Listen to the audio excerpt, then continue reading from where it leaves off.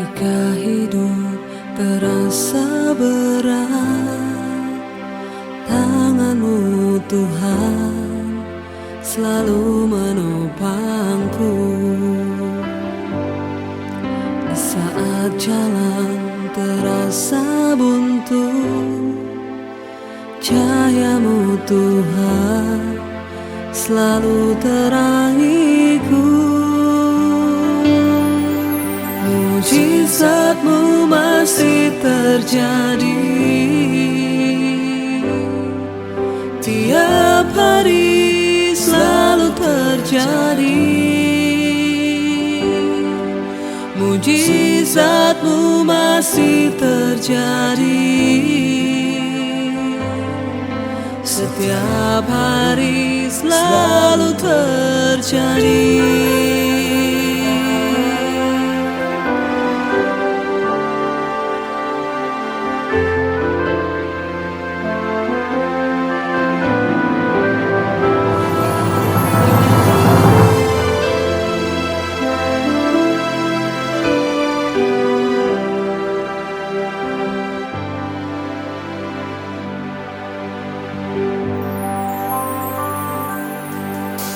Ketika hidup terasa berat, tangan-Mu Tuhan selalu menopangku. Di saat jalan terasa buntu, cahaya-Mu Tuhan selalu terangiku. Mujizat-Mu masih terjadi tiap hari, selalu terjadi. Mujizat-Mu masih terjadi setiap hari, selalu terjadi. Mujizat-Mu masih terjadi. Shalom saudara, kita patut bersyukur kalau kita masih dikasih kesempatan hari ini untuk memuji dan menyembah Tuhan. Sebelum kita memasuki hadirat Tuhan, mari kita bersatu dalam doa. Tuhan Yesus yang baik, Tuhan Yesus yang bertata di kerajaan surga, kami mengucap syukur Tuhan untuk berkat yang masih boleh kami alami setiap harinya Tuhan. Kalau kami masih boleh ada sampai hari ini Tuhan, itu semua karena berkat dan anugerah-Mu saja Tuhan.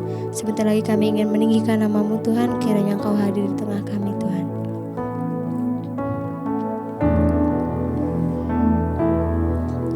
Kau tunjukkan kasih setiamu, Kau menyediakan yang ku perlu. Kau setia, Kau mulia, dulu, sekarang, dan selamanya. Kau tunjukkan kasih setiamu, Kau menyediakan yang ku perlu. Kau setia, Kau mulia, Bapa, Kau setia.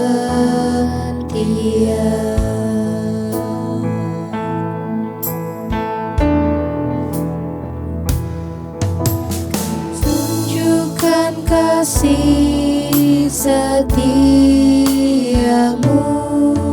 Kau menyediakan yang ku perlu. Kau setia, Kau mulia, dulu, sekarang, dan selamanya. Kau tunjukkan kasih setiamu, Kau menyediakan yang ku perlu. Kau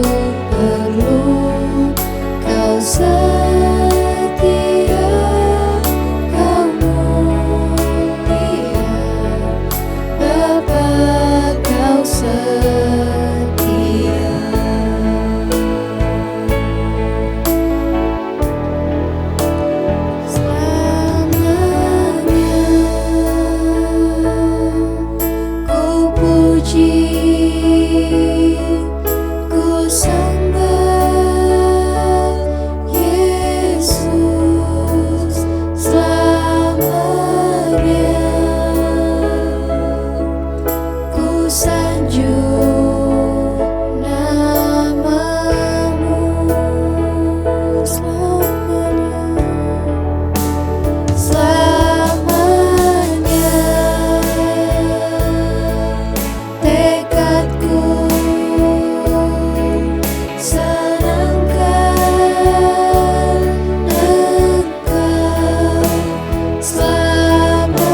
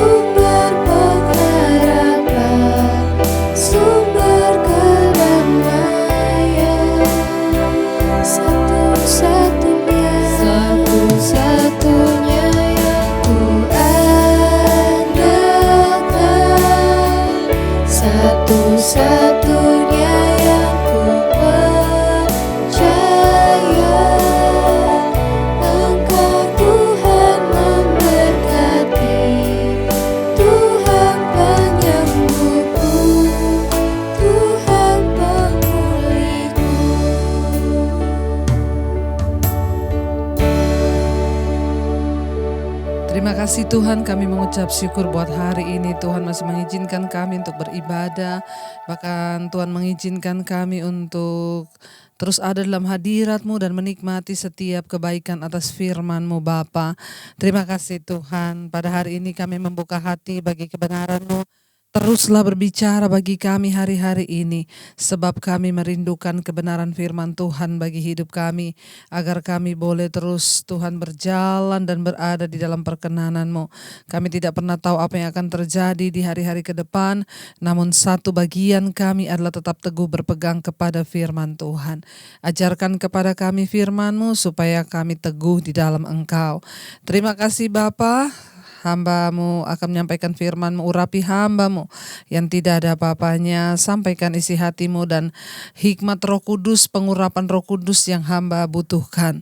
Berbicara bagi umat-Mu, gereja-Mu dan setiap kami Bapa, buat kami mengerti akan kebenaran firman-Mu. Dalam nama Yesus, kami membuka hati bagi firman Tuhan, yang percaya Tuhan di tengah kita memberkati kita. Mari katakan bersama, amin, amin, amin. Iya, shalom saudara, selamat hari Minggu. Selamat berjumpa kembali dalam ibadah online pada hari ini. Saya percaya kita semua dalam keadaan baik, luar biasa dan sehat. Baik, kita akan belajar sama-sama firman Tuhan. Ya, saudara, hari ini saya tahu ada begitu banyak orang yang masih bertanya-tanya, yang bingung, ya bahkan ya mungkin ini adalah akhirnya dari akhir zaman. Tetapi ya mari kita melakukan bagian kita. Saudara, kita tidak perlu tahu kapan Yesus datang, kita nggak perlu tahu kapan kiamat. Ya, bagian kita hanyalah terus berpegang pada firman Tuhan, terus mengejar kekudusan dan melakukan bagian kita. Selanjutnya semua itu urusannya Tuhan. Hari ini saya akan sama-sama mengajak kita untuk belajar dari firman Tuhan, apa yang tertulis dalam firman Tuhan, saudara, agar membuat kita semakin mengerti dan kita boleh semakin berjaga-jaga untuk mempersiapkan hidup semakin hari semakin berkenan di tahun-tahun pemurnian ini. Iya, firman Tuhan terambil dari Injil Matius pasal 24 ayat yang ketiga, saudara. Kalau kita lihat, saudara, di Alkitab, di sana ada judul perikop, khotbah tentang akhir zaman, ya. Di sana judulnya di perikopnya adalah khotbah tentang akhir zaman, dan saya mengambil pada Matius 24, Injil Matius 24 ayat yang ketiga, judul perikopnya adalah permulaan penderitaan. Ya, jadi di sini mengisahkan, saudara, ya tentang ketika Yesus datang ke bait Allah, ya, dan sesudah itu dia pergi, maka datanglah murid-murid, saudara, pada waktu itu, ya, dan menunjuk kepada bangunan-bangunan bait Allah itu. Ya, tetapi Yesus berkata kepada mereka, ya, kamu melihat semua bait Allah ini yang berdiri kokoh megah ini, ya, sesungguhnya kata Yesus tidak ada satupun batu nanti yang akan berdiri di atas batu yang lain ini, karena semuanya akan diruntuhkan. Yesus sedang menunjuk kepada bait Allah itu yang dibangun megah, ya, megah dan mewah, tapi Yesus berkata, satu saat nanti tidak ada satu batu pun yang akan berdiri dibiarkan, ya, tetapi semuanya nanti akan diruntuhkan, saudara. Iya, kita akan berbicara dan belajar tentang ya akhir zaman, khotbah tentang akhir zaman. Ya, Matius pasal 24 ayat yang ketiga, ya. Ketika Yesus duduk di atas bukit Zaitun, datanglah murid-muridnya kepadanya untuk bercakap-cakap sendirian dengan dia. Kata mereka, katakanlah kepada kami bila manakah itu akan terjadi, ya, kata Yesus, ya. Dan apakah tanda kedatanganmu dan tanda kesudahan dunia? Saudara, ya, jadi cerita tentang khotbah ini diawali dari pertanyaan murid-murid. Ya, ketika mereka bersama-sama dengan Yesus di atas bukit Zaitun, Yesus sedang duduk, mereka datang dan mereka sendirian, tidak ada orang yang berkerumun, hanya mereka dengan Tuhan Yesus. Mereka bercakap-cakap sendirian dengan Dia. Lalu mereka berkata, katakanlah kepada kami, bila manakah itu akan terjadi? Dan apakah tanda kedatanganmu dan tanda kesudahan dunia atau tanda kiamat? Jadi ternyata bukan hanya kita saja yang pengen tahu kapan kiamat, saudara. Ya, murid-murid juga pada zaman ini berapa ribu tahun yang lalu, mereka juga pengen tahu, ya kira-kira kapan sih kiamat? Karena mereka berpikir mereka bersama-sama dengan Tuhan, ya mungkin siapa tahu dapat bocoran kapan kiamat, saudara, ya. Dan itu juga yang menjadi banyak pertanyaan orang, ya, sehingga banyak akhirnya datang yang ya menyesatkan dan menyesatkan. Makanya itu nggak penting. Lalu kita lihat apa jawaban Yesus. Mungkin mereka berharap Yesus akan menjawab mereka, kasih tanggalnya nanti, tanggal sekian, bulan sekian, tahun sekian. Ya siap-siap aja, ya. Itu aku akan datang, kata Yesus. Tapi ternyata tidak, saudara. Ya, Yesus menjawab itu begini, saudara. Ayat 4. Jawab Yesus kepada mereka, ya. Jadi Yesus menjawab mereka itu nggak kasih tahu tanggal, hari, dan tahunnya kapan dia datang. Dia cuma bilang begini, jawab Yesus kepada mereka, ya di sana katanya apa? Waspadalah, supaya jangan ada orang yang menyesatkan kamu. Iya, jadi ternyata saudara, dari dulu pertanyaan tentang akhir zaman itu, tentang kiamat itu ternyata banyak menyesatkan orang. Makanya di sini Yesus itu tidak memberitahukan tanggal dan kapan dia datang. Dia cuma berkata, waspadalah supaya jangan ada orang yang menyesatkan kamu. Ya apa hubungannya, saudara? Mereka kan yang mereka tanyakan itu kapan kiamat, ya. Dan mungkin itu juga menjadi banyak pertanyaan orang Kristen sekarang, sehingga kita semua mengkait-kaitkan banyak hal. Ya, Yesus berkata, waspadalah, supaya jangan ada orang yang menyesatkan kamu. Hati-hati, saudara, pertanyaan tentang kiamat ini banyak menyesatkan orang. Ya, jawab Yesus yang pertama adalah waspadalah, supaya jangan ada orang yang menyesatkan kamu. Ayat 5, sebab banyak orang akan datang dengan memakai namaku dan berkata, akulah Mesias, ya. Dan mereka akan menyesatkan banyak orang. Ya, yang pertama apa yang harus kita lakukan menjelang akhir zaman sambil menantikan kiamat ini? Yesus berkata yang pertama, waspadalah, supaya jangan ada orang yang menyesatkan kamu.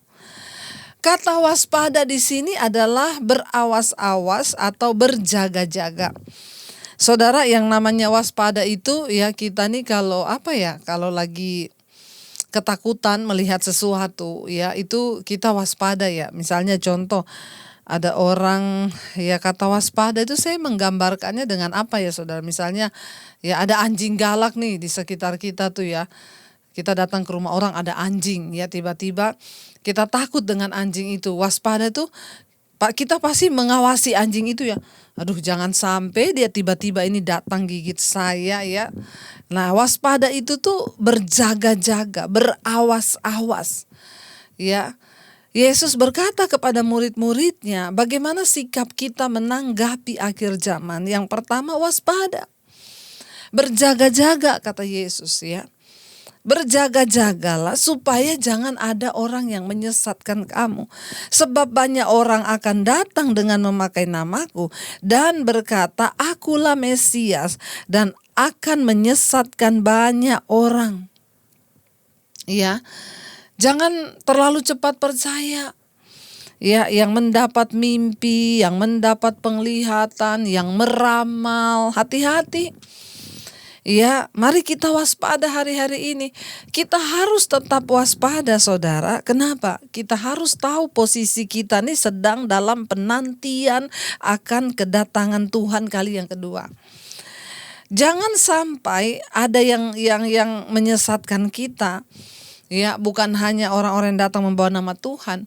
Kita nih bisa juga tersesat karena kita terlalu sibuk memikirkan dunia, kita terlalu sibuk mengejar perkara-perkara dunia. Akhirnya tanpa kita terasa kita mulai tersesat jalannya. Namanya juga tersesat itu nggak tahu arah. Ya, tersesat artinya nggak tahu arah. Sekarang ini banyak orang Kristen yang nggak tahu arahnya mau kemana. Ya, bingung mau kemana.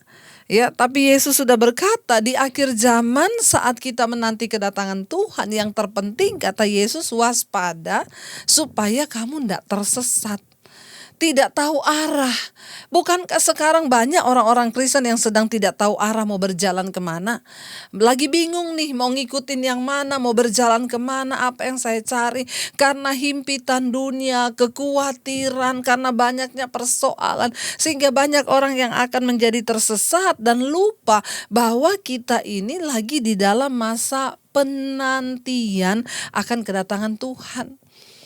Mari kita tetap fokus kepada penantian kita akan kedatangan Tuhan sehingga kita ini tidak tersesat. Jadi jalan kita itu tetap lurus, artinya apa? Mengikuti kebenaran, tidak tersesat ke kanan dan ke kiri, tapi tetap percaya pada Tuhan. Yang pertama kata Yesus, jangan tersesat. Banyak orang akan datang ngaku-ngaku, membawa-bawa nama Tuhan. Ya, mereka akan menyesatkan banyak orang. Ya, jadi hati-hati. Yang pertama waspada. Ya, mari kita waspada. Sikap kita untuk dalam penantian kedatangan Tuhan yang pertama waspada kata Yesus. Ayat yang ke-6 berkata, kamu akan mendengar deru perang dan kabar-kabar tentang perang. Namun berawas-awaslah, jangan kamu gelisah, sebab semuanya itu harus terjadi, tetapi itu belum kesudahannya. Kita akan mendengar deru perang, ya bangsa akan bangkit melawan bangsa. Dan itu sekarang sudah terjadi. Ya, peperangan demi peperangan saudara terjadi.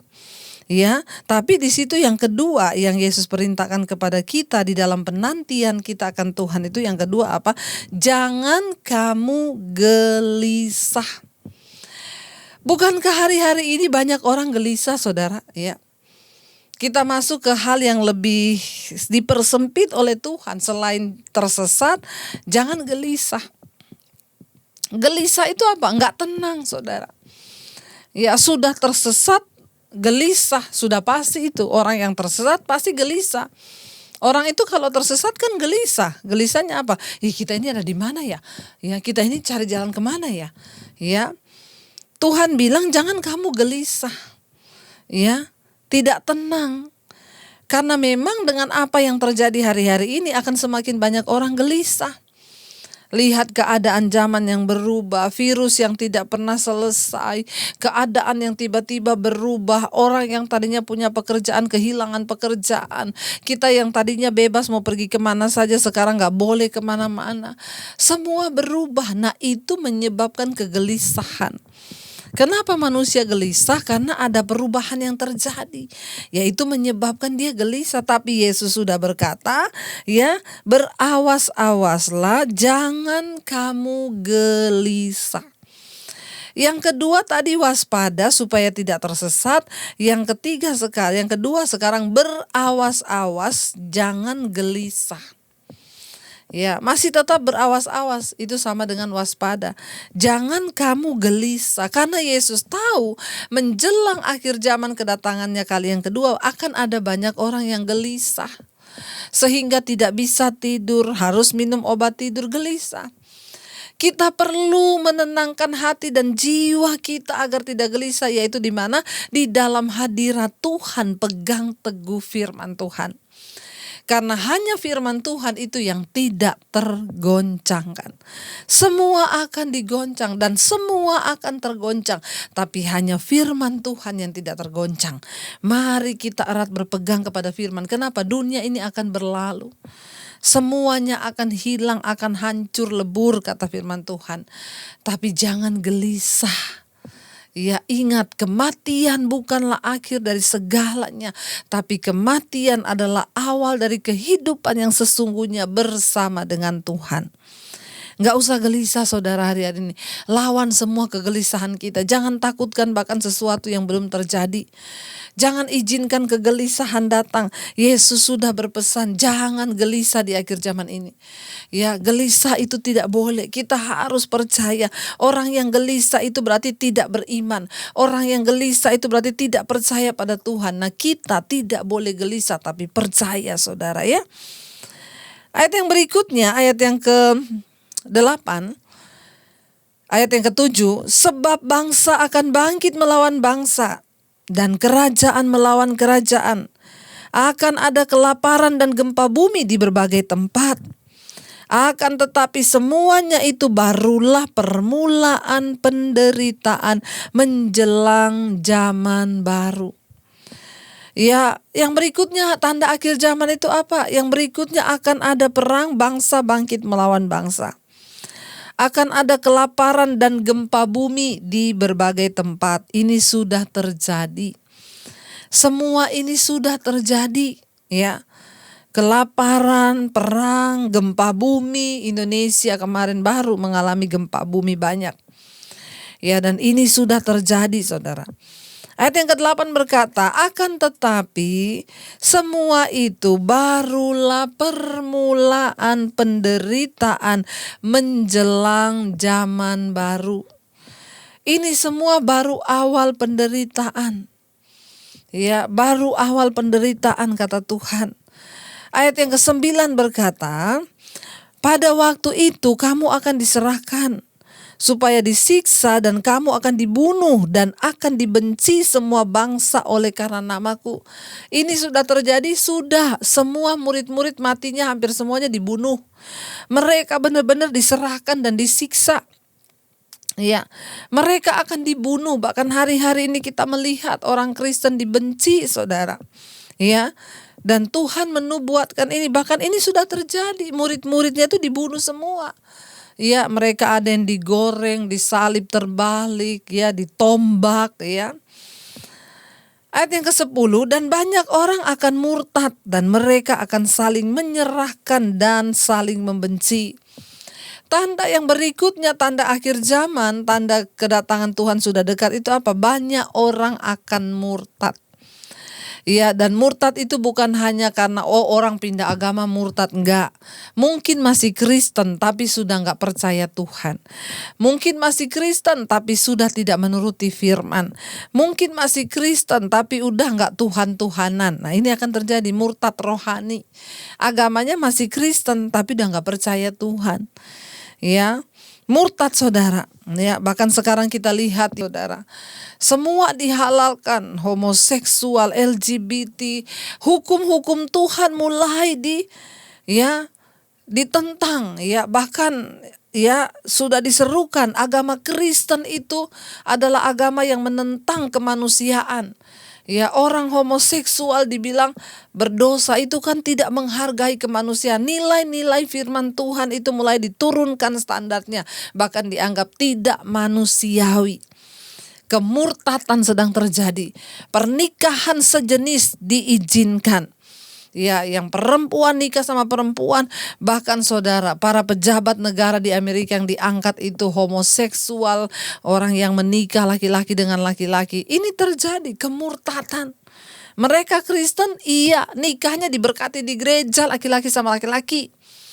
Firman Tuhan sedang dihujat dan saudara melihat altar diinjak-injak. Bayangkan pernikahan sejenis diberkati dalam nama Yesus. Apa yang sedang terjadi? Dosa Sodom dan Gomora, kemurtatan yang begitu hebat. Ini adalah tanda akhir zaman. Ya. Ayat yang ke-10, dan banyak orang akan murtad tadi, ya. Mereka saling menyerahkan diri dan saling membenci. Ayat 11, banyak nabi palsu akan muncul dan menyesatkan banyak orang. Nabi-nabi palsu akan muncul. 12, dan karena makin bertambahnya kedurhakaan, maka kasih kebanyakan orang akan menjadi dingin. Kita melihat sekarang, saudara, karena kedurhakaan yang bertambah, kasih sudah hampir tidak ada. Orang saling membenci, rasanya lebih cepat untuk membenci daripada hidup damai. Hanya masalah sepele keluarga bisa hancur. Hanya karena masalah sepele rumah tangga bisa berantakan. Hanya karena masalah sepele mau cerai, hanya karena masalah yang tidak penting, ribut satu keluarga. Ya, bahkan permusuhan terjadi, putus hubungan persaudaraan hanya karena masalah-masalah yang sangat-sangat sepele dan tidak masuk akal. Kenapa? Karena kasih sudah menjadi tawar dan pudar. Kasih menjadi dingin, hati orang membeku, nggak punya perasaan lagi. Ya, lihat orang susah, lihat orang keluarga tidak bisa, ya, tergerak hatinya. Ayat 13, tetapi orang yang bertahan sampai pada kesudahannya akan selamat. Ya, ayat 14, dan Injil kerajaan ini akan diberitakan ke seluruh dunia menjadi kesaksian bagi semua bangsa. Sesudah itu barulah tiba kesudahannya. Ya, Injil kerajaan ini akan diberitakan sampai ke segala bangsa. Saudara lihat, dengan adanya sekarang pandemi, semua media akhirnya aktif ya. Sekarang gereja semua secara online. Kalau dulu saya berkhotbah yang mendengarkan hanya jemaat yang ada di gereja itu. Sekarang saya berkhotbah. Ada salah satu khotbah saya, saudara, yang judulnya dosa yang tak terampuni, itu dinonton 1 juta lebih orang. Saudara bisa membayangkan kita butuh gedung gereja sebesar apa untuk menampung 1 juta orang. Ya, khotbah-khotbah saya ada yang ditonton sampai 600.000, 400.000, itu dari segala penjuru. Bahkan orang-orang yang bersaksi yang ada di luar negeri, saudara, mereka pakai Google Translate untuk mendengarkan khotbah-khotbah saya. Ditranslate pakai Google supaya mereka bisa mengerti. Injil sedang diberitakan ke segala bangsa. Barulah setelah itu tiba kesudahan zaman. Tanda terakhir adalah Injil kerajaan harus diberitakan di seluruh dunia menjadi kesaksian bagi semua bangsa. Sesudah itu barulah tiba kesudahan zaman. Tanda terakhir yang Yesus beritahu itu adalah apa? Pemberitaan Injil. Bukankah hari-hari ini sedang terjadi? Dengan adanya media sosial, dengan adanya pandemi ini, tiba-tiba orang semuanya mencari kebenaran lewat YouTube.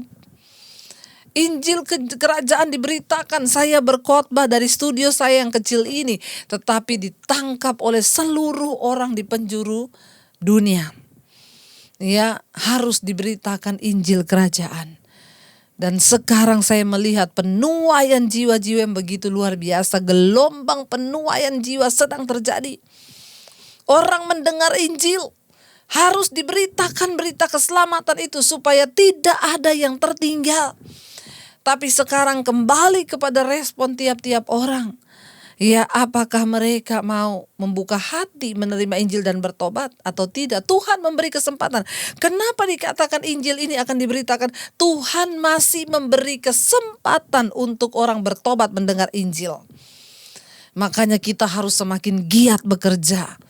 Setiap hari saya harus menayangkan khotbah agar semakin banyak orang mendengarkan Injil. Bekerja giat, saudara, untuk Tuhan. Bagikan, siarkan firman Tuhan. Ya. Dan firman ini berkata, orang yang bertahan sampai pada kesudahannya, mereka akan selamat. Bertahan dalam apa? Bertahan dalam kebenaran. Bertahan di dalam apa? Bertahan di dalam kekuatan. Bertahan di dalam apa? Bertahan di dalam penderitaan. Bertahan dalam apa? Tetap memegang firman. Bertahan dalam apa? Bertahan di dalam badai goncangan yang begitu hebat yang akan terjadi. Dan saya mau berkata, kita tidak akan pernah bisa bertahan di luar Tuhan. Hanya Tuhanlah sumber kita bisa kuat. Artinya apa? Hanya orang yang dekat dengan Tuhan di hari-hari terakhir yang akan mengalami keselamatan dan keluputan. Mari jangan pernah jauh dari Tuhan. Mari kita terus hidup melekat dengan Tuhan agar hidup kita nanti satu saat boleh diselamatkan. Bukan soal kapan Yesus datang, tapi sudahkah kita siap untuk menyambut kedatangannya? Ya, sekali lagi saya selalu berkata, hari Tuhan bukan hanya tentang kiamat. Hari Tuhan secara pribadi bisa mendatangi hidup kita, yaitu apa? Kematian. Kematian adalah kiamat kecil bagi manusia. Karena itu jangan pernah berhenti untuk percaya pada Tuhan. Hari ini kita akan perjamuan karena ini adalah minggu pertama. Saya memberikan saudara waktu untuk mempersiapkan perjamuan, ambil roti dan anggur. Kalau tidak ada anggur boleh teh atau air putih pun juga tidak apa-apa. Saudara imani, ambil kue apa aja kue yang ada. Kita bisa jadikan itu untuk perjamuan dengan iman, kita mau percaya bahwa Tuhan sudah mati bagi kita, bahwa Tuhan sudah disalibkan untuk menebus dosa kita. Saya berikan saudara waktu beberapa saat untuk mempersiapkan.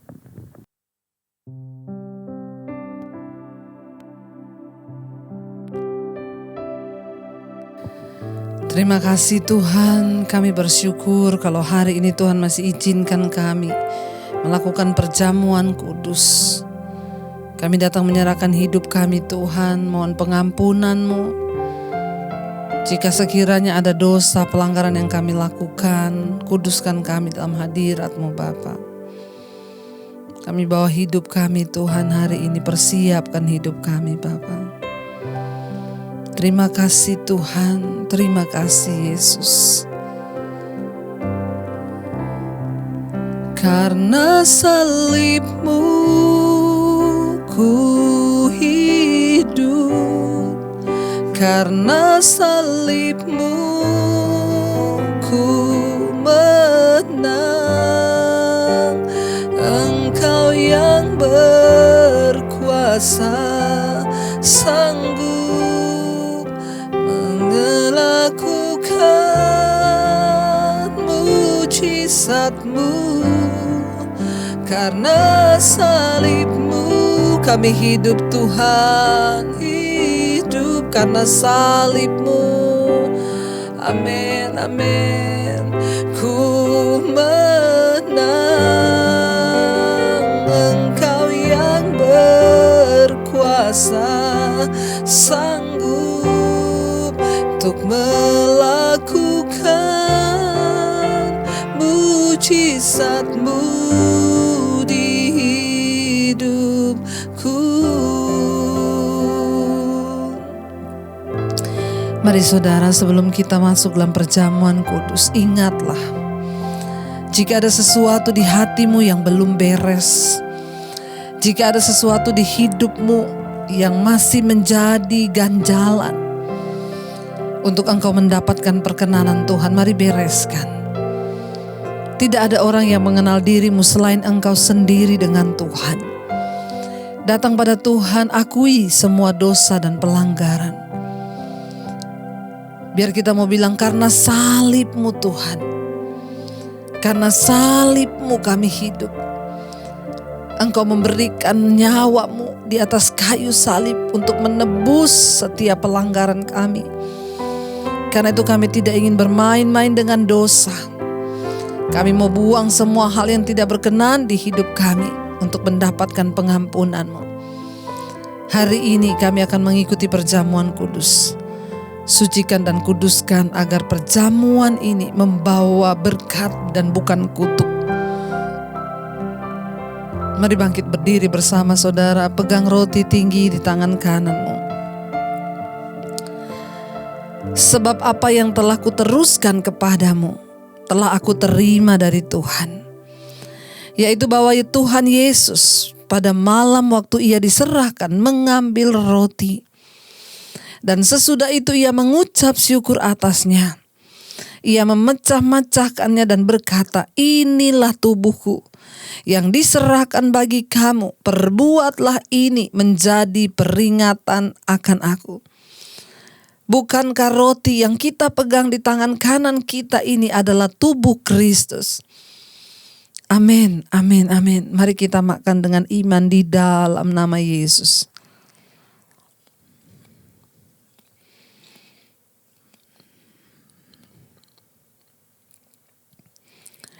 Mari angkat cawan tinggi di tangan kananmu saudara.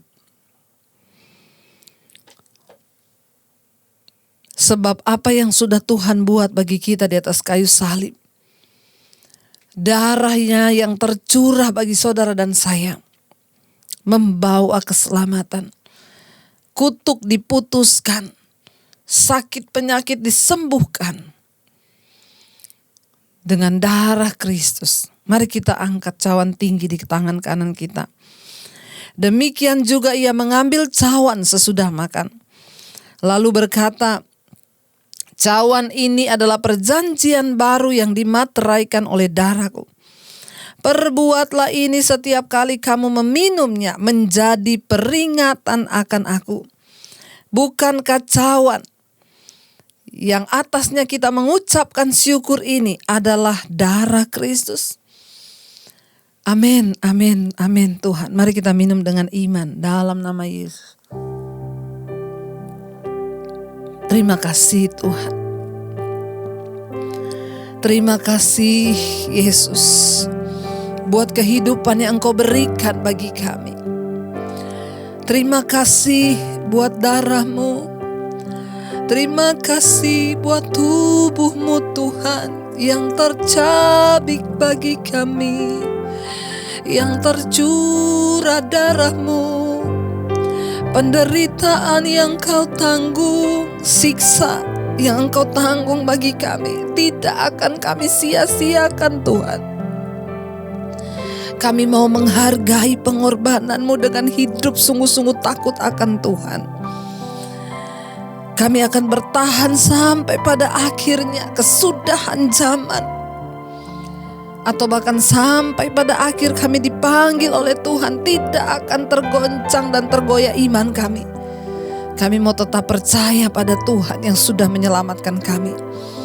Bahkan maut tidak bisa menguasai orang-orang yang percaya kepada Kristus. Terima kasih buat hari ini Bapa, buat perjamuan kudus, buat firman Tuhan yang sudah memberkati kami. Urapi setiap anak-anak-Mu, umat-Mu yang mendengarkan hari ini, bahwa hidup mereka tetap bertahan, tetap waspada dan tidak gelisah hatinya dalam penantian hari-hari ini, menanti kedatangan Tuhan kali yang kedua. Kami akan terus setia, kami akan terus percaya dan tidak gelisah bahwa Tuhan menepati janjinya, menjemput kami semua menjadi mempelai-mempelai yang akan menerima mahkota kehidupan yang dijanjikan Allah dalam kehidupan yang kekal di sorga. Terima kasih buat ibadah hari ini Tuhan. Kami semua diberkati Tuhan dan iman kami semakin kokoh. Engkau terus memberkati bangsa dan negara kami. Bahkan apapun Tuhan yang terjadi atas bangsa ini, kami tahu Tuhan pegang kendali. Mari buka hati dan tanganmu untuk menerima berkat Tuhan. Diberkatilah engkau dalam kehidupanmu, diberkatilah rumah tanggamu, diberkati pekerjaanmu, diberkati kesehatanmu, diberkati keuanganmu. Turunlah kiranya berkat dari Allah Bapa, cinta kasih Tuhan Yesus Kristus, penyertaan manis Allah Roh Kudus menyertai hidupmu. Mulai dari hari ini bahkan sampai kali yang kedua Tuhan Yesus datang menjemput kita semua, namamu tercatat di dalam kitab kehidupan. Dalam nama Tuhan Yesus Kristus, yang percaya diberkati Tuhan katakan bersama, amin, amin, amin. Tuhan Yesus memberkati, tetaplah bersuka cita dan shalom, sampai ketemu di mesbah doa. God bless you.